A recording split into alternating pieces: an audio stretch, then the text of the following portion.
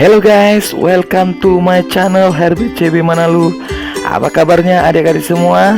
Ya, Abang Herbert harap adik-adik semua dalam keadaan kondisi yang sehat dan tetap semangat. Oh ya, adik-adikku yang ganteng, yang cantik, yang manis, dan imut. Pada kesempatan kali ini Abang Herbert akan memberikan video yang sangat menarik. Tentu saja kamu akan tidak pernah bosan untuk menonton video abang ini, karena video abang ini akan membahas tentang pembelajaran persiapan kamu menuju ujian akhir semester. Oh ya, adik-adik sekalian, jangan lupa dukung channel abang ya. Klik like, share ke seluruh teman kamu di Indonesia, dan juga klik subscribe. Dan jangan lupa klik lonceng untuk mendapatkan video-video terbaru dari abang Herbert yang cute ini. Oke ya guys, selamat menyaksikan.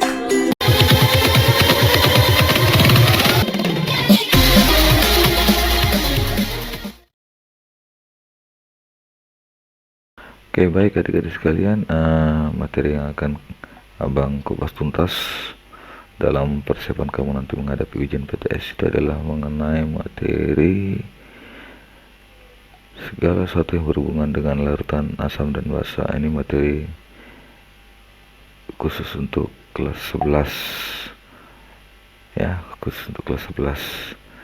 Baik, silakan adik ikuti ya, supaya kamu bisa mendapatkan hasil yang lebih baik nantinya di dalam ujian PTS yang akan diberikan oleh Bapak Ibu guru kamu.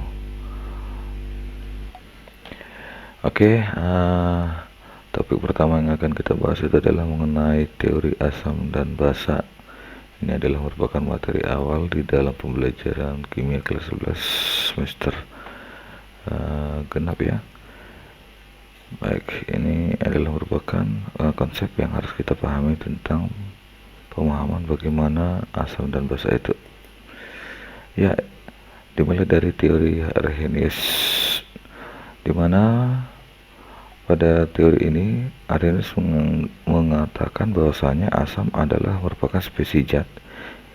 Jika dilarutkan dalam air, dia menghasilkan ion H+. Ini ada bisa lihat ini contohnya. Itu seperti larutan H2SO4. Jadi ketika larutan H2SO4 ini dilarutkan dalam air, dia akan terionisasi menghasilkan dua partikel ion, yaitu ion H+ dan ion SO42 negatif, di mana ion H+ ini adalah merupakan sifat penunjuk asamnya ya, sementara SO42 ini adalah merupakan ion sisa asam. Nah, bagaimana dengan basa? Menurut Arrhenius, basa itu adalah merupakan spesies zat. Jika dilarutkan dalam air, itu menghasilkan ion OH-. Contohnya kita ambil adalah larutan kalium hidroksida KOH.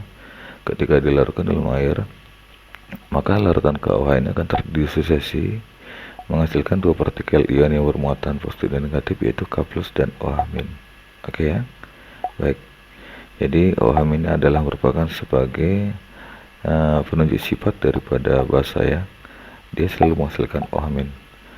Sementara ion kation yang dibebaskan pada larutan KOH ini adalah merupakan kation sisa basa. Oke. Nah, kita lanjutkan teori asam basa yang kedua. Ini diungkapkan oleh dua orang ahli kimia, yaitu Bronsted dan Lowry. Jadi pada konsepnya kedua ahli kimia ini menyimpulkan bahwasanya asam itu adalah merupakan spesies zat yang melepaskan ion H+, dimana dalam hal ini itu kita sebut namanya donor proton. Sementara basa itu adalah spesies zat yang menerima ion H+, dalam hal ini dia bertindak sebagai akseptor proton. Jadi perlu saya tekankan di sini sekalian, pada pemahaman konsep asam dan basa ini yang diungkapkan oleh Lowry, untuk menunjukkan asam dan basa itu tidak hanya melulu kepada spesies zat yang larut dalam air ya. Yang penting konteksnya di sini adalah sifat asam itu dia dapat melepaskan ion H+ dan dia sebagai donor, sementara basa itu adalah yang menerima ion H+, itu adalah akseptor proton. Jadi ini berbeda dengan konsep daripada Arrhenius ya. Kalau Arrhenius kan menekankan pada spesies zat yang larut dalam air. Oke, baik. Nah, sebagai contoh kita ambil ini adalah reaksi yang terjadi pada HCl tambah H2O ya. Itu nanti akan menghasilkan ion Cl- tambah H3O+. Oke. Nah, jadi ada 4 spesies ya zat yang ada pada reaksi ini. Nah, manakah dari reaksi ini yang bertindak sebagai asam dia? Oke, kita mulai pada ruas kiri ya. Jadi HCl ya, kita lihat di sini. HCl dalam hal ini bertindak sebagai asam. Nah, jadi karena dia bertindak sebagai asam sesuai dengan konsepnya, maka di sini nanti si asam ini atau si HCl ini nanti akan melepaskan ion H+-nya. Tentu saja ion H+-nya itu akan diberikan kepada si H2O. Akibatnya karena dia sudah melepaskan ion H+ atau mendorongkan protonnya ke H2O, itu nanti pada produk kita akan bisa lihat hanya ion Cl- yang tinggal ya, hanya ion Cl- yang tinggal, sehingga dia membentuk spesies basa. Dan untuk selanjutnya ini kita sebut namanya basa konjugasi ya, adik sekalian ya.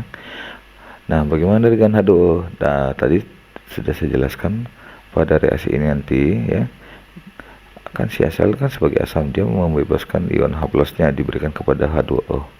Berarti yang menerima ion H+ itu kita sebut apa tadi? Itu adalah basa ya. Oke, ini adalah basa. Nah, jadi karena dia setelah menerima ion H+ dari si asam, dia membentuk H3O+ ya. Itu sebagai asam konjugat ya. Nah, jadi dilihat dari sifat yang ditunjukkan masing-masing spesies yang ada pada reaksi ini, maka yang menjadi pasangan asam basa konjugatnya itu yang pertama adalah yaitu HCl menjadi Cl- ya. HCl ya, HCl menjadi Cl-, dan yang kedua itu adalah H3O+ menjadi H2O. Itu yang menjadi pasangan asam basa konjugat ya. Saya ulang kembali, itu HCl menjadi Cl- dan H3O+ menjadi H2O. Oke. Oke ya, nanti sekalian kita lanjut ke teori asam basa yang ketiga. Itu adalah teori asam basa yang diungkapkan oleh Lewis. Bagaimana menurut Lewis asam basa itu? Mari kita lihat bersama-sama ya. Jadi asam adalah merupakan spesies zat yang menerima pasangan elektron bebas. Sementara basa itu adalah merupakan spesies zat yang memberikan pasangan elektron bebas.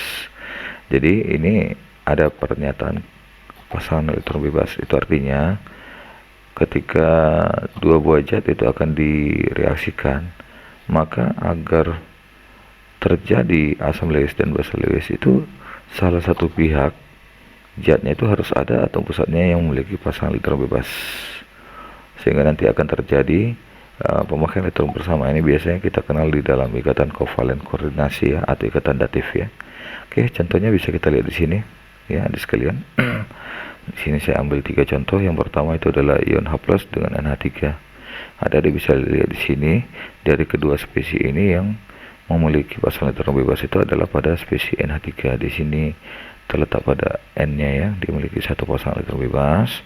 Nah, selanjutnya nanti pasangan elektron bebas yang memiliki si N dalam NH3 itu akan dibebaskan, diberikan kepada si H+, dan selanjutnya itu nanti akan dipakai bersama ya, membentuk NH+.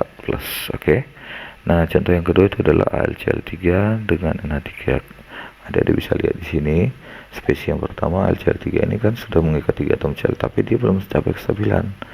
Nah, karena dia belum memenuhi kaidah oktet, di sini dia berikatan dengan NH3. NH3 kan diketahui memiliki pasangan elektron bebas. Dia pasangkan elektron bebasnya ke si AlCl3, maka akan terjadilah ikatan kovalen koordinasi di sana ya, yaitu AlCl3 NH3. Jadi dalam hal ini NH3 yang bertindak sebagai basa Lewis, sementara AlCl3 itu sebagai asam Lewis.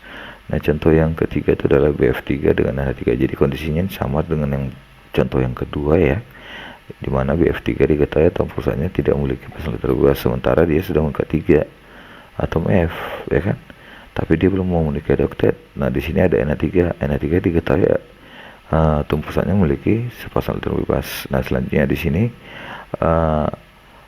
atom pusat N yang memiliki sepasang elektron bebas itu akan menyumbangkan sepasang elektronnya untuk dipakai bersama ya, bersama dengan molekul daripada BF3, sehingga dihasilkanlah ikatan Na3BF3. Jadi pada kondisi ini yang menjadi asam Lewisnya adalah si BF3 karena dia tidak memiliki ya pasang elektron bebas sama sekali, dan dia sebagai akseptor elektron, sementara NH3 itu sebagai basa Lewis yang bertindak sebagai donor elektron. Oke ya, jelas ya sekalian. Oke, baik, kita lanjutkan kembali, yaitu mengenai kekuatan asam dan basa. Jadi tadi sudah kita bahas ya mengenai apa itu asam dan basa menurut teori asam basa ya, mulai dari Arrhenius, kemudian Bernoulli dan Lewis. Nah, sekarang kita lanjutkan mengenai pembahasan tentang kekuatan asam basa. Sebenarnya kekuatan asam basa ini adalah merupakan kekuatan yang ditunjukkan oleh si asam dan si basa ketika si asam dan si basa ini diuji dengan larutan elektrolit ya. Dengan alat uji elektrolit diketahui ternyata dari beberapa spesies zat asam dan basa itu ada yang bertindak lemah dan ada yang bersifat kuat. Oke, maka di sini kita bisa bagi ya. Oke, baik, kita akan bahas yang pertama itu adalah kekuatan asam. Kalau kita tinjau dari daya hantar elektronnya, maka asam ini bisa kita bedakan menjadi dua ya. Yang pertama itu adalah asam kuat. Jadi bagaimana dikatakan asam kuat? Asam kuat itu adalah merupakan spesies zat yang terionisasi sempurna di dalam air. Dia akan menghasilkan ion H+ dan anion sisa asam. Beberapa contoh golongan asam kuat bisa kita lihat di sini adalah semua asam halidain ya. Jadi halidain adalah merupakan unsur yang terdapat di dalam golongan 7A. Jadi bisa lihat ya di tabel sintesis periodik itu dimulai dari F, Cl, Br, dan I ya. Oke, jadi pada kondisi ini yang bersifat asam kuat pada kelompok asam halida itu adalah hanya HCl, HBr, dan HI. HF ini tidak ya. HF ini diketahui asamnya lemah. Kemudian yang kedua adalah semua asam oksi yang memiliki selisih O-nya, O dan H-nya itu adalah lebih besar atau sama dengan 2 ya. Jadi kita lihat selisihnya ya. Kalau O dan H-nya itu selisihnya lebih besar atau sama dengan 2, maka itu adalah termasuk ke dalam asam kuat. Contohnya ini bisa kita lihat tadi sekalian, yaitu H2SO4 ya. Ini O-nya kan 4, H-nya 2 ya. Ternyata di sini dia nilai selisihnya adalah 2. Jadi ini termasuk asam kuat. HNO3 juga termasuk ya, karena selisih antara H dan O-nya itu adalah 2. Begitu juga dengan HCl4, dia selisihnya 3. Oke, baik. Nah, jadi sesuai dengan konsep yang dikatakan di awal ini tadi, bahwasanya asam kuat itu kan terionisasi sempurna. Dia akan menghasilkan apa? Ion-ion ya. Jadi contohnya adalah SO4, dia akan terion menjadi 2H+ tambah SO4 domain. Nah, jadi sekalian dilihat dari ion H+ yang dihasilkan oleh si asam kuat, maka konsentrasi ion H+ itu bisa kita hitung ya, karena dia ini terionisasi sempurna. Jadi konsentrasi ion H+ itu untuk asam kuat diambil dari mana? Hasil perkalian antara valensi asam dikali dengan konsentrasi asamnya. Oke, jadi valensi asam itu ini ya, yaitu angka yang melekat ya, nilai indeks yang melekat pada atom hidrogen itu sendiri di asamnya ya. Jadi sebagai contoh di sini ada 2 ya, maka nilai A-nya itu ada 2. Baru nanti kita kali-kali dengan konsentrasi daripada si asam. Oke, baik. Kita lanjut yang kedua, ada asam lemah ya. Jadi ada asam kuat, ada juga asam lemah. Apa itu asam lemah? Adalah merupakan zat asam ya, yang hanya terionisasi sebagian. Jadi dia ketika dilakukan dalam air, jumlah ion H+ yang dihasilkannya sangat sedikit, beda dengan asam kuat ya. Kalau asam kuat itu jumlah ionnya lebih banyak ya. Oke, jadi seperti itu.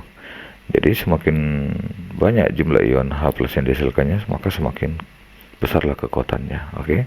Tapi kalau semakin sedikit jumlah ion H+ yang dihasilkannya, maka semakin lemahlah kekuatannya. Oke. Nah, jadi karena hanya sebagian aja ion H+ yang dihasilkan pada asam lemah ini, maka di dalam reaksi ionisasinya akan terjadi reaksi kesetimbangan. Contohnya kita ambil ini adalah H3PO4.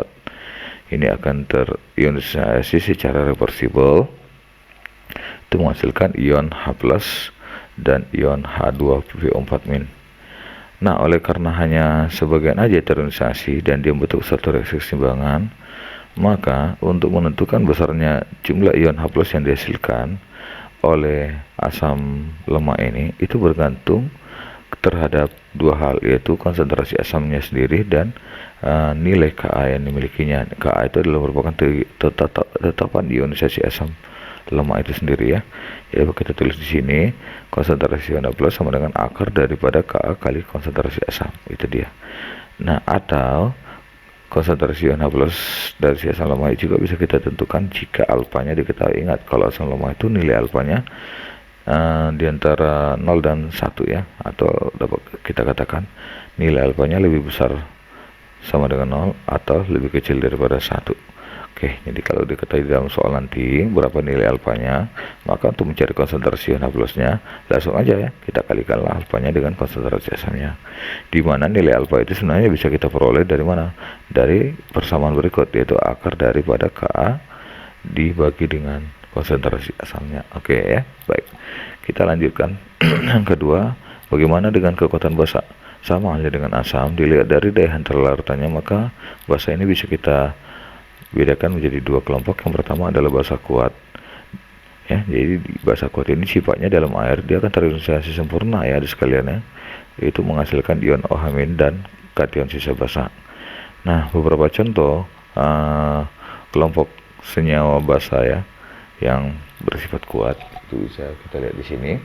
Yang pertama itu adalah semua logam yang terdapat pada golongan 1A ya, itu Li, Na, K, Rb. Jadi ada itu bisa lihat di dalam tabel sistem periodik ya, LiOH, NaOH, KOH, dan RbOH ya. Nah, kemudian yang kedua itu adalah semua logam yang ada pada golongan 2A, itu MgOH 2 kali, CaOH 2 kali, SrOH 2 kali, BO 2 kali, kecuali BeOH 2 kali. Oke. Ini termasuk basa yang lemah ya, BOH 2 kali. Oke, baik. Nah, jadi karena di sini basa kuatnya terionisasi dalam air, maka reaksi ionisasi yang berlangsung pada basa itu bisa kita lihat di sini ya. Kita ambil contohnya adalah CaOH 2 kali, itu akan terionisasi menjadi Ca12 tambah 2OH-. Nah, karena pada larutan basa dia terionisasi sempurna, maka jumlah ion OH- yang dihasilkan pada suatu basa itu bergantung terhadap valensi basanya, sehingga dapat kita tulis di sini konsentrasi OH- sama dengan valensi basa dikali dengan konsentrasi basa. Jadi valensi basa ini bisa kita langsung dapat tebak berapa dengan cara melihat ini indeks yang melekat pada si OH ya, berapa banyak gitu. Contohnya seperti CaOH 2 kali, ini kan ada 2 ya angka yang melekat pada OH, maka dengan demikian valensi daripada si basa itu adalah 2. Oke, jelas ya. Baik, kita lanjutkan yang berikutnya, ada basa lemah ya. Oke, ada basa kuat, ada basa lemah. Basa lemah itu bagaimana? Basa lemah itu adalah merupakan spesies basa yang hanya sebagian aja yang terionisasi, jadi tidak semua partikelnya terurai menjadi ion-ion secara sempurna. Dengan demikian jumlah ion OH- yang dihasilkannya sangat sedikit. Karena dia sangat sedikit, maka di dalam reaksi ionisasinya akan terjadi reaksi kesetimbangan. Contohnya bisa kita lihat di sini adik sekalian, yaitu NH4OH ya, itu akan terdisosiasi dia secara reversibel membentuk ion NH4+ dan ion OH-. Nah, karena di dalam reaksi pengionan pada basa lemah itu terjadi reaksi kesetimbangan, tentu saja kita akan menemukan adanya suatu tetapan kesetimbangan ya di dalam reaksi itu sendiri. Sehingga dengan demikian konsentrasi OH- itu bisa kita peroleh dengan cara mengakarkan hasil perkalian antara Kb dikali dengan konsentrasi basa. Kb ini adalah merupakan tetapan ionisasi basa lemah, kita kali dengan basanya ya. Ini bergantung terhadap suhu ya, nilai Kb itu. Oke, baik. Atau bisa juga konsentrasi OH- itu pada basa lemah dapat kita tentukan jika alfanya diketahui ya. Langsung aja kita kalikan ya alfanya itu dengan konsentrasi basanya, di mana alfa itu kita turunkan dari mana? Akar daripada Kb kali konsentrasi basanya. Oke, jelas ya sekalian? Oke, baik. Nah, selanjutnya adik sekalian, setelah kita sudah pahami nih ya bagaimana kita mengenali suatu asam basa yang dikatakan kuat dan lemah, ditinjau dari kemampuan asam basa itu dalam menghasilkan ion-ion ya. Jadi ada basa yang lemah, basa kuat, ada asam kuat dan asam lemah. Oke. Nah, jadi itu semua bergantung terhadap jumlah ion H plusnya. Semakin banyak jumlah ion H plus, maka semakin kuatlah asamnya. Semakin banyak jumlah ion H min, maka semakin kuatlah basanya. Oke, baik. Nah, sekarang kita akan masuk ke materi selanjutnya, itu adalah menentukan pH. Apa sih pH ini? pH itu adalah merupakan pangkat hidrogen ya. Jadi sama halnya dengan nilai bilangan biasa ya. Dia bisa berupa bilangan bulat, bisa juga bilangan pecahan ataupun desimal ya. Jadi pangkat hidrogen ataupun pH ini menunjukkan apa? Sifat larutan, apakah asam, basa atau netral. Nah, itu dia. Jadi untuk menunjukkan sifat larutan itu apakah dia asam atau basa atau netral, itu bisa kita ketahui dengan memperhatikan nilai pH yang dimiliki oleh si larutan tersebut. Oke, jadi dengan demikian dapat kita buat trayek pH-nya itu dimulai dari 0, 7, dan 14. Jika pH-nya itu lebih kecil daripada 7, maka dapat kita katakan larutannya itu bersifat asam ya. Oke. Jika pH-nya lebih kecil daripada 7, maka dapat kita katakan larutannya bersifat asam. Oke. Baik, jika pH-nya tepat di area 7, maka dapat kita simpulkan bahwasanya sifat larutannya itu adalah bersifat netral. Artinya sifatnya itu tidak asam, tidak basa. Oke. Nah, sekarang yang berikutnya adalah jika nilai pH-nya lebih besar daripada 7, maka larutannya itu adalah basa. Oke, jelas ya adik sekalian ya.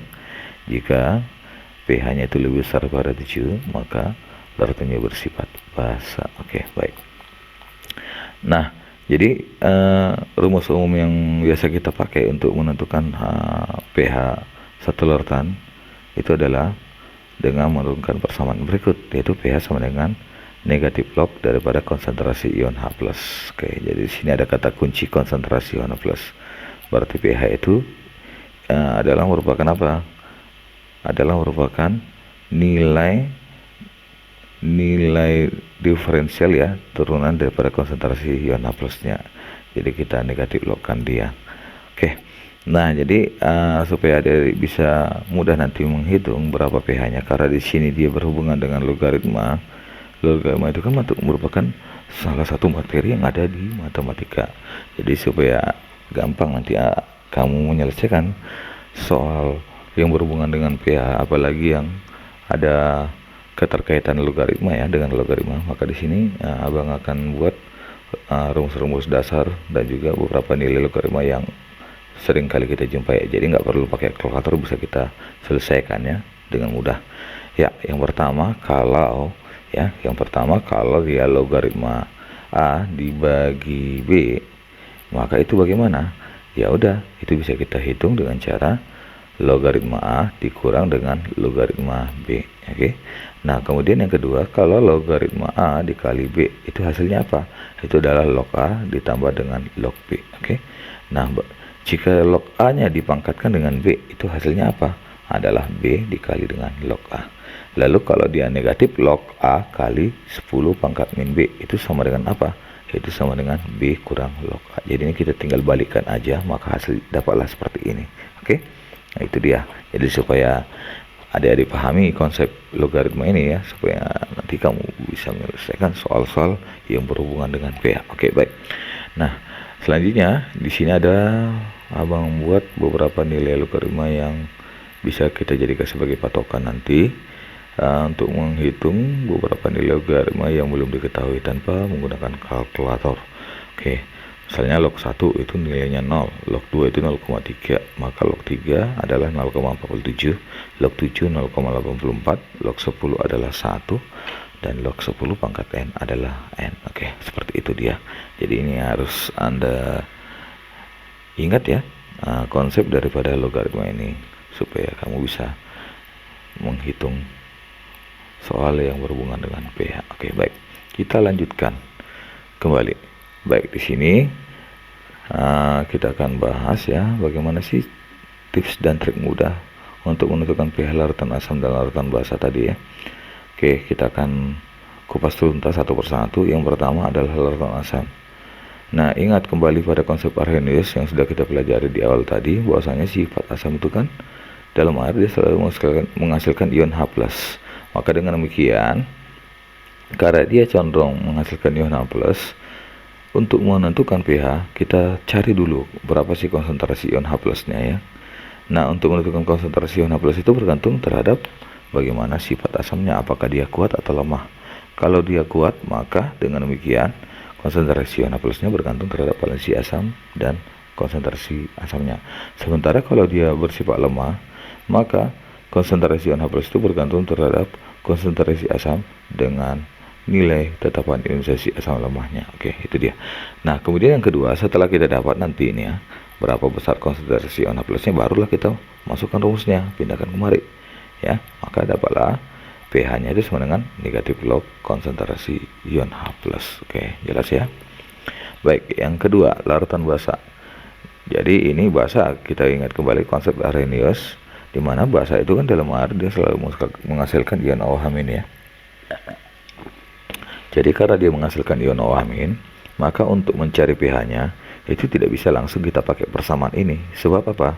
Karena di sini kan persamaannya negatif log dari konsentrasi ion H+. Secara basa kan tidak menghasilkan ion H+, dia menghasilkan ion OH-. Lalu gimana caranya supaya dapat pH larutan basa itu? Oke, di sini saya akan berikan dua cara. Cara yang pertama, kita cari dulu ya konsentrasi ion H+-nya ya. Gimana caranya? Kan ini tadi kita dapat OH ya, kita turunkanlah dari persamaan KW, di mana KW itu kan sama dengan konsentrasi ion H+ dikali dengan konsentrasi OH. Maka dengan menggunakan persamaan KW tadi, kita akan dapat berapa nilai H+-nya, yaitu sama dengan KW dibagi dengan konsentrasi OH-nya. Nah, kalau udah kita dapat nih dari perhitungan itu berapa ion H+-nya, kita hitunglah pH-nya, di mana pH itu adalah sama dengan min log daripada konsentrasi ion H+. Oke, jelas? Negatif log daripada konsentrasi ion H+. Jadi hasil dari ion H+ yang kita dapat ini kita negatif log kan dapatlah pH-nya. Oke. Cara yang kedua, kita cari dulu OH-nya. Oke, jelas seperti poin yang pertama tadi. Baru kita hitung pOH-nya. Diingat, pOH itu dapat diperoleh dari mana? Dari hasil negatif log konsentrasi OH-nya. Jadi OH yang kita dapat ini nanti kita masukkan kemari, dapatlah pOH-nya. Udah dapat pOH-nya, nanti barulah kita masuk ke langkah ketiga, kita hitung pH-nya, di mana pH itu bisa kita peroleh dari persamaan 14 kurang pOH, di mana 14 itu adalah merupakan apa? Nilai pKw yang dimiliki oleh air ya. Oke, jadi itu sama dengan 14 kurang pOH. Oke, baik, seperti itu dia caranya ya. Oke, baik. Nah, sekarang bagaimana kalau misalnya asam dengan basa itu dicampurkan?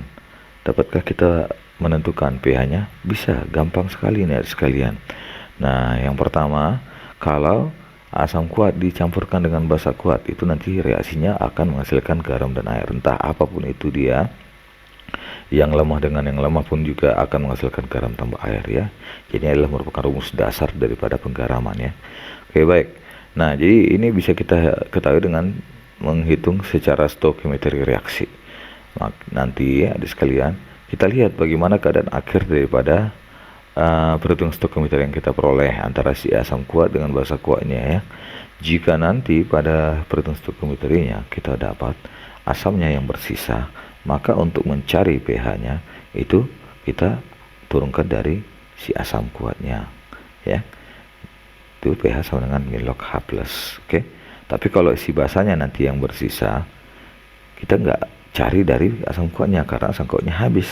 Jadi yang bersisanya sebagai penunjuk sifat akhir daripada campuran itu, dimana pH-nya itu bisa kita peroleh dengan cara mengurangkan 14 terhadap pOH, yang 14 kurang pOH. Tapi kalau asam dengan basanya sama-sama habis, itu pH-nya 7. Ah, benar nih, iya, karena kan sama-sama kuat. Kalau sudah habis yang kuatnya, bagaimana? Ya pasti dia akan netral. Oke, baik. Seperti itu dia. Nah, yang kedua, asam kuat dengan basa lemah.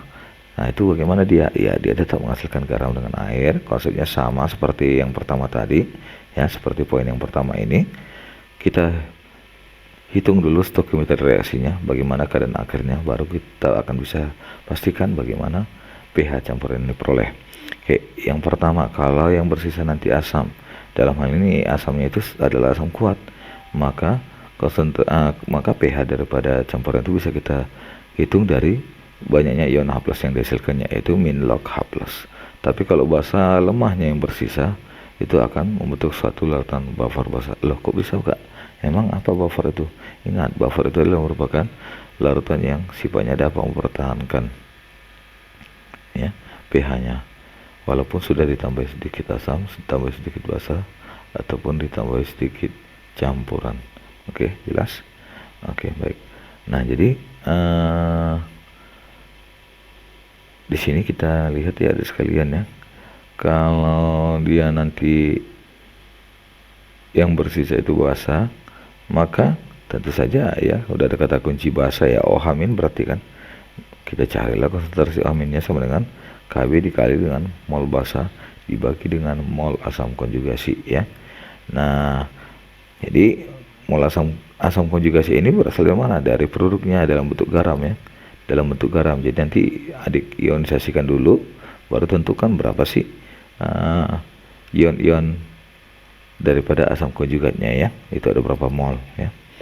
Nah, setelah kita dapat OH-nya, baru kita hitung pH-nya, yaitu 14 kurang pH. Ini langsung saya buat rumus singkatnya saja. Kita anggap adik-adik sudah mengetahui bagaimana cara untuk menentukan pOH ya. Nah, sama halnya kayak pH. pH itu kan min log H+, maka pH adalah min log OH-. Oke, jelas? Jadi kita masukkan nanti ke dalam persamaan, dapatlah pH-nya. Oke. Nah, yang ketiga C, jika asam dan basanya habis. Ini agak sedikit berbeda dengan kondisi yang pertama ya. Kalau yang pertama ini kan sama ya, sama-sama kuat. Tapi kalau yang ini walaupun dia habis asam dan basanya, tidak menunjukkan bahwasanya pH-nya itu bersifat netral. Karena apa? Karena di sini kondisi asam dan basa yang dicampurkan itu berbeda ya, berbeda sifatnya, di mana asamnya yang bersifat kuat sementara yang lemah itu adalah basa. Nah, tentu secara teori siapa yang kuat itulah yang menjadi pemenang ya, itulah yang menjadi pemenang. Nah, karena di sini persaingan yang terjadi antara asam kuat dengan basa lemah itu tidak seimbang, maka sifat akhirnya itu ditentukan oleh si asam kuatnya. Oke. Maka dengan demikian konsentrasi ion H+-nya dapat kita ukur dengan cara menggunakan konsep hidrolisis ya. Ini termasuk hidrolisis sebagian ya. Kalau asam kuat dan basa lemahnya yang habis, maka pH-nya itu bergantung daripada garamnya. Nah, ingat di dalam hidrolisis garam itu apa? Proses penguraian air dari ion-ion yang dihasilkan oleh zat elektrolit ya, atau dalam hal ini garam ya. Oke, baik. Jadi dengan demikian dapat kita buat di sini konsentrasi H+-nya sama dengan akar daripada Kw dibagi dengan Kb ya, kali konsentrasi interhidrolisis, sehingga dapatlah pH-nya itu nanti min log H+-nya. Oke, jelas? Baik, sekarang yang ketiga, bagaimana kalau asam lemah dengan basa kuat ditemukan ini, dicampurkan? Ya tentu saja dia akan menghasilkan garam dan air. Nah, terus bagaimana pH-nya? Itu bergantung dari stoikiometri reaksinya. Oke. Jadi kalau nanti yang bersisa asam, karena di sini asam yang bersisa itu adalah yang lemah, maka dia akan membentuk buffer asam ya, itu dengan konjugatnya. Dalam hal ini konjugatnya itu dalam bentuk garam. Maka dengan demikian pH-nya itu bisa kita hitung dengan cara menentukan dulu ya konsentrasi H+-nya, yaitu sama dengan Ka kali mol asam dibagi dengan mol basa konjugasi. Oke. Nah, setelah kita dapat nanti konsentrasi H+-nya, baru kita bisa hitung pH-nya dengan cara menegatifkan konsentrasi H+-nya. Oke, jelas? Nah, kemudian yang B, jika yang bersisa itu adalah nanti basa, maka pH-nya itu dapat kita hitung dengan cara menggunakan persamaan ini, yaitu PKW kurang pOH, di mana PKW itu pada suhu 25 derajat Celcius sama dengan 14, sehingga pH sama dengan 14 kurang pOH. Kalau asam lemah dengan basa kuatnya sama-sama habis nih dalam perhitungan, maka bagaimana? Ya, sifat si basa inilah yang sebagai penunjuk akhir daripada campuran yang diperoleh. Di dalam hal ini si basa yang bertindak sebagai spesies yang kuat ya. Sesuai dengan konsep yang saya katakan tadi, jika lemah dengan kuat dijumpakan, maka yang menang adalah yang kuat. Oke, jelas? Dengan demikian Dengan demikian ya sekalian, konsentrasi OH- dapat kita peroleh dengan cara mengakarkan Kw terhadap Ka-nya kali konsentrasi ion H terhidrolisis. Jadi ini ya, hati-hati dalam menyelesaikan soal ini, kita harus pastikan dulu berapa banyak ion H yang terhidrolisis, bukan garamnya ya. Nah, setelah kita dapat OH-nya, baru kita hitung pH-nya, di mana pH-nya sama dengan 14 kurang pOH. Oke, jelas ya sekalian. Nah, selanjutnya kita masuk ke konsep yang berikutnya adalah jika asam lemah dengan basa lemah dicampurkan, itu nanti akan menghasilkan garam tambah air ya. Oke, jadi sama halnya dengan 3 reaksi sebelumnya, asam kuat dengan basa kuat, asam kuat dengan basa lemah, asam lemah dengan basa kuat. Nah, yang keempat pun begitu. Sifat akhirnya itu ditunjukkan oleh apa? Oleh keadaan akhirnya ya, pada perhitungan stoikiometri. Nah, jadi pada kondisi ini misalnya nih yang bersisa adalah asam lemak, maka untuk menentukan pH-nya gimana? Ya udah, kita tinggal hitungannya pH sama min log H plus. Kemudian yang kedua, kalau yang bersisa itu adalah basa, maka gimana mencari pH-nya? Yaitu pH sama dengan 14 kurang pH. Oke, jelas. Jadi ini sudah ada ditegaskan kembali di bawah, jika asam dan basa itu habis, maka garam terhidrolisis total ya. Karena apa? Karena diketahui garam-garamnya itu adalah merupakan garam yang berasal daripada ion yang bersifat lemah. Jadi ingat, di dalam hidrolisis itu spesies ion yang dapat diuraikan oleh air adalah yang bersifat lemah. Oke. Nah, jadi untuk menentukan pH-nya sebenarnya bergantung kepada Ka dan Kb. Jadi kalau misalnya Ka-nya lebih besar daripada Kb, itu pasti dia bersifat asam. Kalau Ka-nya lebih kecil daripada Kb, dia bersifat basa. Tapi kalau Ka-nya sama dengan Kb, itu bersifat netral. Oke, jelas. Nah, kita ambil contohnya ini, misalnya kalau Ka-nya lebih besar daripada Kb ya, maka untuk mencari konsentrasi ion H plusnya sama dengan akar daripada Kw per Kb kali Ka. Oke, jelas. Oke ya, adik-adik sekalian, kita lanjutkan kembali materi yang akan kita bahas. Ini adalah mengenai titrasi asam basa ya. Oke, apa titrasi asam basa itu? Titrasi asam basa itu adalah metode kuantitatif yang digunakan untuk menentukan konsentrasi larutan asam ataupun basa yang belum diketahui. Jadi maksudnya di sini sekalian, di dalam metode ini kita nanti akan bisa ketahui ya berapa persen, berapa molar ya konsentrasi larutan asam ataupun basa yang diberikan kepada kita, jika pada saat itu kita belum diberitahu ya berapa konsentrasi yang terdapat di dalam larutan asam ataupun basa tersebut. Nah, jadi untuk menyelesaikannya itu kita bisa gunakan model titrasi asam basa. Baik, jadi di dalam titrasi asam basa ini ada beberapa istilah penting nantinya yang akan kamu temukan. Yang pertama itu adalah larutan standar. Apa itu larutan standar? Ya, larutan standar itu adalah merupakan larutan yang bersifat asam ataupun basa yang telah diketahui konsentrasinya. Jadi ini adalah merupakan larutan bakunya ya. Jadi biasanya larutan standar ini di dalam titrasi ditempatkan pada buret. Ini kita sebut namanya penetrasi. Kemudian yang kedua itu adalah analit atau titer. Itu apa? Analit atau titer adalah merupakan larutan asam atau basa yang belum diketahui konsentrasinya. Jadi biasanya khusus untuk larutan asam ataupun basa yang belum diketahui itu kita letakkan pada Erlenmeyer ya. Ini kita sebut namanya titran. Oke. Nah, kemudian yang ketiga itu adalah titik ekivalen. Nah, apa itu titik ekivalen? Adalah suatu keadaan di mana asam ataupun basa tepat habis bereaksi ya. Adalah suatu keadaan di mana asam ataupun basa tepat habis bereaksi. Nah, ini biasanya titik ekivalen dapat kita ketahui dengan menggunakan perhitungan stoikiometri reaksi. Jadi kita lihat nanti pada keadaan akhir. Maka jika pada kondisi itu nanti si asam ataupun si basanya sama-sama habis, maka pada saat itulah si asam dan si basa berada pada titik ekivalen. Oke ya, paham ya adik sekalian. Nah, kemudian yang keempat itu adalah titik akhir titrasi ya. Titik akhir titrasi adalah keadaan di mana titrasi dihentikan tepat pada saat indikator mengalami perubahan warna. Nanti kita tambahi ya sedikit asam ataupun sedikit basa pada Erlenmeyer Terus ini kita berikan indikator ya supaya bisa kita amati nanti perubahan warna yang terjadi. Nah, jika sudah mencapai perubahan warna, barulah proses titrasi itu kita hentikan. Jadi itulah kondisi yang menunjukkan dia berada pada keadaan titik akhir titrasi. Oke ya. Baik. Jadi di sini ada beberapa indikator yang biasa digunakan di dalam titrasi asam basa ini bergantung kekuatan asam dan basa yang digunakan ya. Asam lemah dengan basa kuat, atau asam kuat dengan basa lemah, atau asam kuat dengan basa kuat, atau asam lemah dengan basa lemah. Oke. Jadi beberapa diantaranya saya buat di sini. Yang pertama itu adalah phenolphthalein. Itu kalau dia pada kondisi asam, dia warnanya tidak ada ya, tidak berubah sama sekali ya. Terus larutan basa, ketika diuji pada larutan basa itu nanti warnanya merah muda.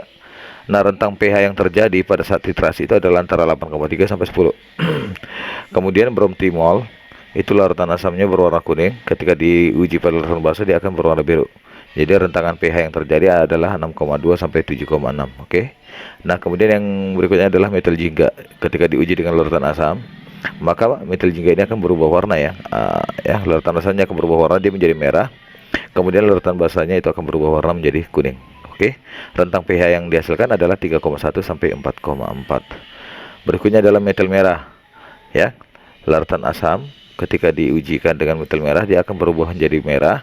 Ketika diujikan pada larutan basa, maka dia akan berubah menjadi kuning. Rentang pH yang dihasilkan adalah 4,2 sampai dengan 6,3. Oke ya. Saya ada sekalian ya. Nah, selanjutnya di sini kita akan bahas bagaimana sih tips menentukan konsentrasi asam basa dengan titrasi. Nah, untuk menentukannya itu bisa kita peroleh dengan cara melihat hasil akhir keadaan stoichiometer itu pada saat dia mencapai titik ekivalen, yaitu di mana kondisi jumlah mol asam sama dengan jumlah mol basa ya. Oke. Nah, jadi dari sini kita akan turunkan suatu persamaan ya, di mana mol asam itu bisa kita peroleh dari V volume dikali dengan valensi asam dikali dengan konsentrasi asam.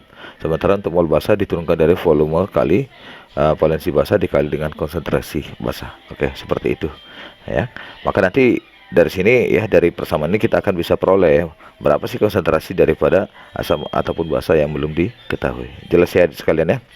Oke, baik.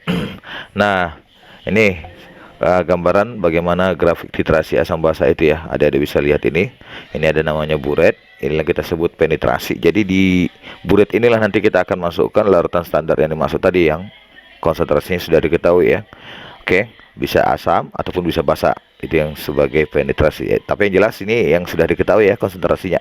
Sementara di ini yang di bagian bawah ini adalah LMR.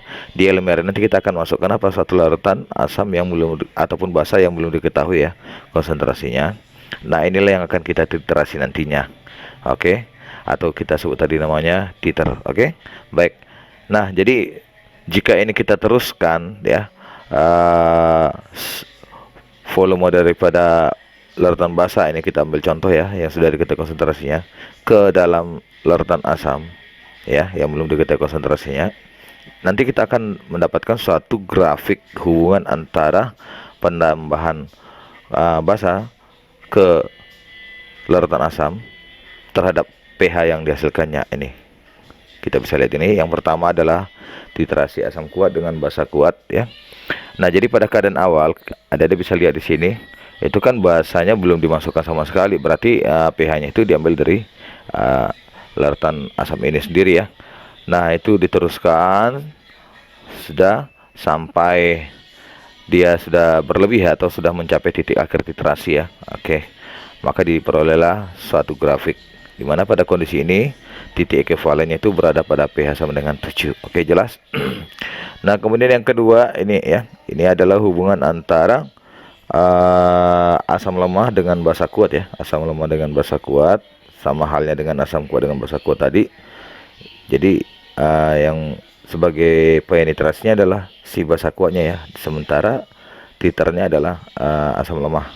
Jadi ketika di titrasi ya, ini asamnya, asam lemahnya, diperoleh grafik hubungan antara asam lemah dengan basa kuat. Oke. Selanjutnya kita lihat hubungan yang terjadi antara itu adalah antara asam kuat dengan basa lemah ya. Oke, asam kuat dengan basa lemah. Ini ada bisa lihat di sini. Nah, ini dia. asam kuat dengan basa lemah. Nah, pada kondisi ini adik sekalian, di buret itu adalah sebagai basa lemahnya, sementara yang di bawah ini adalah asam kuatnya. Oke, jelas ya adik sekalian. Nah, jadi pada kondisi awal itu dia basa lemahnya belum ada dititrasi ya, belum ada yang masuk ke dalam sini. Jadi pH-nya itu diambil daripada si asamnya sendiri. Oke. Nah, diteruskan. Nah, dan pada akhirnya nanti pH-nya itu akan naik drastis ya. Dia akan menuju ke pH yang bersifat basa karena dia sudah berlebih, atau dapat kita katakan pada kondisi ini si asam kuatnya konsentrasinya sudah habis. Oke, jelas? Oke, kira-kira seperti itu ya adik sekalian. Ya, baik. Nah, selanjutnya kita akan bahas tentang kelarutan dan KSP ya. Baik, ini sebenarnya sudah kita bahas pada pembelajaran daring pada pertemuan kita yang kemarin dengan menggunakan aplikasi Webex, tapi tidak ada salahnya kita kupas tuntas kembali ya untuk mereview kembali materi yang sudah kalian ikuti. Baik, apa sih kelarutan itu? Kelarutan itu adalah merupakan jumlah maksimal zat elektrolit yang dapat larut di dalam sejumlah volume larutan ya. Kelarutan itu adalah jumlah maksimal zat elektrolit yang dapat larut di dalam sejumlah volume larutan. Oke, jadi dapat kita katakan zat elektrolit yang dilarutkan itu adalah sebagai zat terlarut ya. Jadi dicampurkan dia dengan suatu pelarut sehingga nanti akan diperoleh suatu larutan ya. Nah, jadi kita lihat dari sekian banyak zat elektrolit yang dimasukkan ya, tentunya di sini zat elektrolit yang berwujud padat ya, yang dicampurkan ke dalam suatu pelarut, itu seberapa banyak sih maksimalnya ya jumlah zat padat elektrolit yang bisa larut di dalam air itu. Kira-kira seperti itu yang dimaksud dengan kelarutan. Jadi besarnya kelarutan itu bisa kita nyatakan dengan satu persamaan ya, yaitu S. S itu adalah merupakan simbol daripada kelarutan. Solubility sama dengan mol dibagi dengan liter ya. Mol itu adalah merupakan banyaknya maksimal zat elektrolit yang dicampurkan ke dalam suatu larutan, dan liternya adalah volume larutan yang digunakan. Oke, baik. Nah, dilihat dari banyaknya jumlah zat padat elektrolit yang dicampurkan ke dalam pelarut ya pada kelarutan tersebut, maka kelarutan dapat kita bedakan menjadi 3 ya. Yang pertama itu adalah kelarutan tidak jenuh. Jadi pada kondisi ini zat elektrolitnya larut ya di dalam pelarut karena jumlahnya sangat kecil ya, maka dia tidak jenuh. Kemudian yang kedua ini tepat jenuh. Ini adalah keadaan di mana zat elektrolit tepat akan mengendap. Artinya pada kondisi inilah jumlah maksimum ya, batas akhir ya, suatu zat padat elektrolit yang bisa dilarutkan di dalam air. Kalau dia berlebih, maka nanti dia akan mengendap. Nah, jadi pada kondisi ini dikatakan dia sebagai nilai maksimumnya atau tepat jenuh. Nah, yang ketiga itu adalah lewat jenuh. Apa itu lewat jenuh? Itu adalah merupakan satu keadaan di mana zat elektrolit tidak dapat larut di dalam pelarut. Jadi pada kondisi ini jumlah zat elektrolit yang kita masukkan ke dalam pelarut itu berlebih ya. Jadi kan tadi pada keadaan sebelumnya kan dia berada pada keadaan tepat jenuh ya. Pada keadaan tepat jenuh ini posisinya masih larut ya. Tapi di sini nilainya sudah maksimum, tidak boleh lebih lagi. Karena nanti kalau dia berlebih maka dia akan mengendap ya. Oke. Nah, jadi karena kita tambahkan lagi sampai berlebih, maka dia menjadi kelarutannya lewat jenuh. Kira-kira seperti itu. Oke ya, paham ya adik sekalian? Ya. Nah, jadi adik sekalian, pada kondisi batas maksimum ya, suatu zat elektrolit yang berwujud padat larut di dalam satu larutannya, itu nanti akan kita dapatkan suatu nilai KSP ya. Apa itu nilai KSP? Nilai KSP itu adalah merupakan hasil perkalian konsentrasi ion-ion dalam larutan jenuh pada air ya, dalam larutan jenuh pada air. Oke, jadi kita misalkan larutan elektrolit sukar larut itu adalah AXB ya, di dalam air terionisasi. Nah, ini nanti akan terjadi suatu reaksi kesetimbangan ya. Jadi AXB padat itu larut dalam air, dia akan terdisosiasi menghasilkan ion AY plus sebanyak X dan ion B X min sebanyak Y. Sudah. Nah, jadi karena pada kondisi ini dia tepat jenuh ya, ini posisinya masih dia dalam keadaan apa ya, dapat kita katakan pada saat inilah maksimalnya ya, batas maksimal ya untuk menunjukkan bahwasanya zat padat ini dikatakan larut. Tapi kalau kita tambahkan lagi ya, kita tambahkan lagi zat padatnya ini ke dalam ke dalam larutannya, tentu akan mengakibatkan apa? Terjadi kesetimbangan, pergeseran kesetimbangan. Ingat hukum kesetimbangan, jika pada salah satu ruas itu kita berikan pengaruh dengan cara menambahkan konsentrasi, maka dia akan bergeser ke arah yang tidak mengalami penambahan konsentrasi ya. Oke, baik.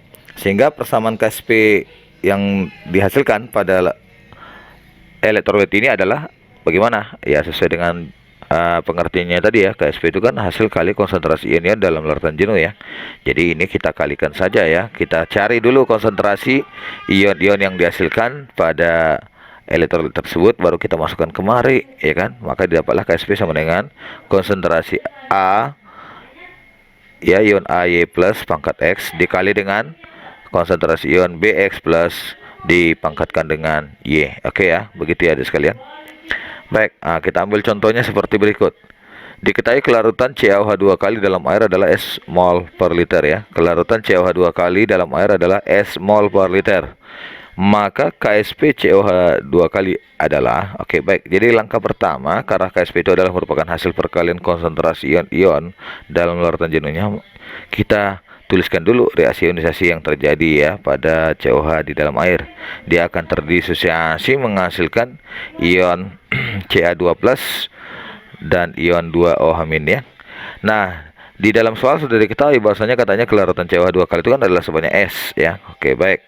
Nah, selanjutnya kita tentukan berapa sih kelarutan ion-ion yang dihasilkannya. Nah, untuk menentukannya ini kita bisa gunakan prinsip stoichiometri reaksi ekuivalen dengan jumlah mol. Baik. Nah, jadi karena di sini perbandingan koefisien ion Ca2+ terhadap CaOH2 kali itu adalah 1:1, sehingga banyaknya ion Ca2+-nya itu kelarutannya sebesar S ya. Sementara untuk ion OH- berapa kelarutannya? Karena di sini perbandingannya 2:1 terhadap CaOH2 kali, sehingga kelarutan daripada OH-nya adalah sebanyak 2S. Oke, begitu. Nah, karena sudah kita dapat nih kelarutan ion-ion yang dihasilkan pada zat elektrolit padat ini, maka kita tinggal menentukan KSP-nya ya. Jadi KSP kan perkalian daripada ion-ion yang dihasilkannya. Jadi ada 2 ion yang dihasilkan, ini kita kalikan sehingga dibuatlah menjadi Ca2+ dikali dengan OH- pangkat 2 ya. Jadi paketkan dengan koefisien masing-masing ion yang dihasilkannya. Sudah. Jadi konsentrasi ion Ca2+ itu kan sama dengan S ya. Konsentrasi ion Ca2+ kan diketahui S. Ini sudah kita hitung tadi ya. Sementara konsentrasi ion H- itu adalah sebanyak 2S. Jadi ini kita pangkat 2 kan, terus kita kalikan, maka dapatlah KSP CaOH2 kalinya adalah 4S pangkat 3. Kira-kira seperti itu. Bisa ya adik sekalian ya? Saya rasa bisa lah ya dipahami. Oke, baik. Nah, sekarang kita masuk yang berikutnya adalah bagaimana sih pengaruh ion sejenis itu terhadap kelarutan. Oke, baik, kita akan bahas di sini. Nah, supaya lebih jelas lagi, kita perhatikan penjelasan berikut ya. Kita perhatikan reaksi kesetimbangan yang terjadi pada AgCl dalam suatu pelarut ya. Jadi dia akan terdisosiasi AgCl-nya menjadi Ag+ ya, ion Ag+ dan ion Cl-. Jika ke dalam larutan tersebut ditambahkan AgNO3, ini kita tambahkan AgNO3 ke dalam ini larutan ini, maka akan terbentuk endapan AgCl katanya. Oke. Akan terbentuk endapan AgCl. Oke, kira-kira seperti ini dia gambarannya ya. Ini tadi pada keadaan awal ya, sebelum dia ditambahkan AgNO3 ya. Ini Anda bisa lihat dia akan terdisosiasi menghasilkan ion Ag+ tambah Cl-. Tapi karena di sini kita tambahkan AgNO3 ke dalam larutan AgCl ini tadi, maka AgCl-nya akan menjadi bertambah. Itu dia ya. Karena apa? Karena pada kondisi ini ada penambahan ion sejenis ya di dalam AgCl, yaitu berasal dari ion Ag+-nya. Nah, itu akan mempengaruhi terhadap apa? Terhadap kesetimbangan. Dia akan bergeser ke arah ruas yang tidak mengalami penambahan. Jadi dengan demikian dapat kita simpulkan, dengan adanya penambahan ion sejenis itu akan menurunkan kelarutan ya, kelarutan daripada AgCl itu sendiri. Oke, baik. Nah, ini dia. Jadi kelarutan AgCl-nya akan berkurang ya. Baik. Jadi keberadaan ion sejenis akan memperkecil kelarutan suatu elektrolit. Makin banyak ion sejenis yang ada dalam larutan, maka kelarutannya akan makin kecil. Oke ya. Jadi kalau semakin banyak kelarutan ion sejenis kita campurkan ke dalam satu larutan ini elektrolit, itu akan mempengaruhi terhadap kelarutan yang dimiliki oleh zat elektrolit tersebut. Dia akan semakin berkurang. Oke. Baik. Supaya lebih jelas lagi, mari kita lihat contoh soal berikut. Oke, jadi di sini abang baca ya. Jika diketahui KSP AgCl sama dengan 1,6 kali 10 pangkat min 10, tentukan kelarutan AgCl dalam larutan AgNO3 0,1 molar.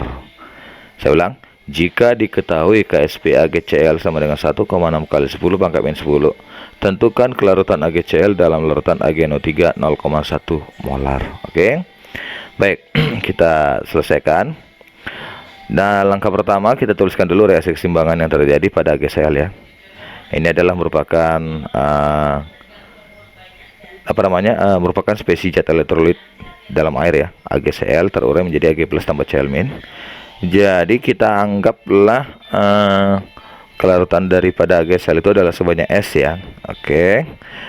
Di dalam air dia akan terurai membentuk ion Ag+ sebanyak S dan ion Cl- sebanyak S. Karena ini semua 1:1. Ingat ya, kita gunakan konsep stoichiometri reaksi, bahwasanya koefisien itu ekuivalen dengan jumlah mol. Oke, jelas? Nah, selanjutnya kita masukkan ini AgNO3 yang akan dicampurkan ke dalam AgCl. Jadi kita bisa lihat ada berapa banyak, katanya ada sebanyak 0,1 molar ya kan. Nah, ketika dalam keadaan larutan ya, AgNO3 itu kan akan terreduksi ya di dalam larutannya menjadi Ag+ tambah Cl-, di mana masing-masing ion, kelarutan ion yang dihasilkan AgNO3, Ag+ dan Cl- itu adalah 0,1 molar ya. Oke, baik. Nah, selanjutnya dalam sistem terdapat ion Cl- ya sama dengan S, sementara ion Ag+ itu adalah S tambah 0,1 ya. Ini ada bisa lihat di sini. Kan di sini AgNO3 yang dicampurkan ke dalam AgCl ya. AgNO3 yang dicampurkan ke dalam AgCl. Jadi di sini ada ion yang sama yang dimiliki oleh kedua larutan itu, yaitu adalah ion Ag+ sendiri. Sebelum dicampurkan ion Ag+-nya kan, ion Ag+-nya kan ada sebanyak S ya. Nah, ketika dimasukkan ini AgNO3 ke dalamnya, tentu ion Ag+-nya akan bertambah sebanyak S tambah 0,1 ya kan. Oke, baik, S tambah 0,1. Jadi biasanya ada sekalian zat yang ditambahkan ke dalam AgCl atau ke dalam ini tadi, ke dalam ialah AgCl ini tadi, itu jumlah daripada kelarutan ion Ag+ di AgCl itu lebih sedikit itu biasanya ya, dibandingkan dengan ini ya Ag+-nya ya, yang berasal dari AgNO3. Maka konsentrasi ion Ag+ dari AgCl dapat di-Ag-kan karena nilainya lebih kecil, sehingga konsentrasi ion Ag+-nya sama dengan 0,1 mol ya. Oke. Nah, untuk membuktikannya apakah memang ini benar lebih kecil, adik-adik bisa masukkan persamaan KSP ini, hubungkan dia dengan kelarutan. Nanti kamu akan bisa dapat berapa ini. Berapa kelarutan daripada ion Ag+. Ya, ini kan 1,6 kali 10 pangkat min 10. Berarti ini kan KSP-nya kan S pangkat 2 ya. Oke, S pangkat 2. Jadi akar kuadrat dari 1,6 kali 10 pangkat min 10 berapa? Itu sama dengan 4 kali 10 pangkat min 10 ya, min 5 ya maksud saya kan. Jadi kan lebih kecil dia dibandingkan dengan ini, dibandingkan dengan konsentrasi ion Ag+ yang ada di AgNO3. Sehingga dengan demikian, karena nilai konsentrasi ion Ag+ di dalam AgCl itu dia lebih dekat ke 0, maka konsentrasi ion Ag+-nya diabaikan. Sehingga konsentrasi Ag+-nya itu kita ambil dari konsentrasi AgNO3, itu sebesar 0,1 mol per liter. Oke, maka dengan demikian KSP AgCl yang diperoleh dari campuran dari penambahan AgNO3 ya ke dalam AgCl ini tadi, itu menjadi sama dengan konsentrasi Ag+ dikali dengan Cl-. Jadi 1,6 kali 10 pangkat min 10 sama dengan 0,1 kali S ya, dimana S itu kita dapat sama dengan 1,6 kali 10 pangkat min 9. Oke, sehingga dengan demikian kelarutan AgCl di dalam AgNO3 0,1 molar adalah sebanyak 1,6 kali 10 pangkat min 9 mol per liter. Oke, jadi kira-kira seperti itu ya adik sekalian ya. Nah, jadi dari sini kita bisa simpulkan apa yang terjadi. Ternyata setelah kita tambahkan AgNO3 ke dalam AgCl, kelarutan AgCl-nya kan menjadi berkurang. Nah, itu dia. Menjadi berkurang kelarutan AgCl-nya akibat adanya penambahan ion sejenis. Jadi dia akan bergeser ke reaktan, itu ke AgCl yang padat ya. Jadi dengan demikian kelarutan AgCl-nya akan berkurang ya. Kalau tadinya sebesar berapa? Yaitu sebesar 4 kali 10 pangkat min 5 ya. Nah, ini menjadi 1,6 kali 10 pangkat min 9. Jadi dia semakin kecil. Oke ya. Karena dipengaruhi oleh penambahan ion sejenis tadi. Oke, baik, saya rasa adik-adik sudah paham itu ya. Baik, sekarang kita lanjut kembali. Nah, bagaimanakah hubungan antara KSP dengan pengendapan ya? Bagaimanakah hubungan KSP dengan pengendapan? Jadi ini maksudnya begini deh. KSP itu kan adalah merupakan nilai ya, konstanta hasil kali kelarutan suatu zat elektrolit padat di dalam air. Nah, sekarang bagaimana kalau misalnya suatu zat padat elektrolit yang kita peroleh itu dihasilkan dari campuran dua buah zat. Nah, apakah hasil campurannya itu akan mengendap ya, tidak mengendap, atau tepat mengendap? Oke ya, jadi dapat kita ulang kembali. Apakah hasil campuran yang diperoleh dari dua buah zat tadi terhadap zat elektrolit tersebut dia akan membentuk tidak jenuh, tepat jenuh, atau lewat jenuh? Oke. Nah, supaya gampang, saya rasa langsung aja kita masuk ke contoh soalnya ya adik sekalian. Nanti kamu akan bisa paham ya bagaimana maksudnya ini. Oke, kita misalkan begini contohnya. Jika dalam suatu bejana terdapat campuran antara 500 ml PbNO3 dua kali dengan konsentrasi 10⁻³ molar dan 1 liter NaI 10⁻² molar. Udah? Bila KSP PbI2 adalah 6 kali 10⁻⁹, tentukan apakah dalam campuran tersebut terbentuk endapan PbI2 atau tidak. Oke, jadi begitu dia ya. Nah, jadi kan di sini sudah diketahui KSP PbI2 dalam air itu kan ini 6 kali 10⁻⁹. Nah, jadi ceritanya PbI2 ya, ini akan dibuat dari mana? Dari reaksi yang terjadi antara PbNO3 dua kali dengan NaI. Nah, dengan konsentrasi yang sudah ditentukan. Nah, ketika ini dicampurkan, bagaimanakah PbI2 yang dihasilkan? Apakah dia mengendap atau tidak gitu ya? Oke, baik. Jadi konsepnya, karena ini mau membandingkan hasil KSP terhadap nilai campuran yang diperoleh dari dua buah zat, maka pertama sekali kita tentukan dulu deh berapa konsentrasi ion-ion yang terdapat di dalam PbI2 di campuran dua buah zat ini ya. Oke, baik. Itu dia.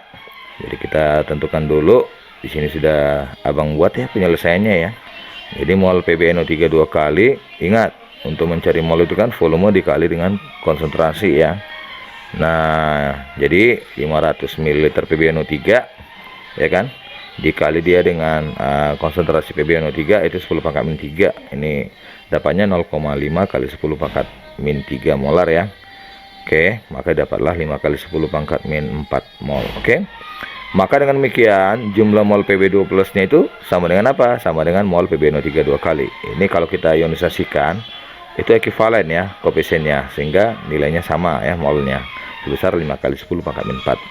Bagaimana dengan mol imin pada NaI? Kita tentukan dulu ya, jumlah mol NaI nya berapa, kita kalikan volumenya dengan konsentrasi NaI nya. Jadi didapatlah volume NaI nya adalah 1 liter, konsentrasi NaI nya adalah 10⁻², sehingga didapatlah jumlah mol NaI sama dengan 0,01 mol ya. Sudah. Maka dengan demikian jumlah mol iminnya itu sama dengan mol NaI. Jadi ini kenapa ini sama? Ini bisa kita lihat dari reaksi ionisasi yang dihasilkan NaI ya.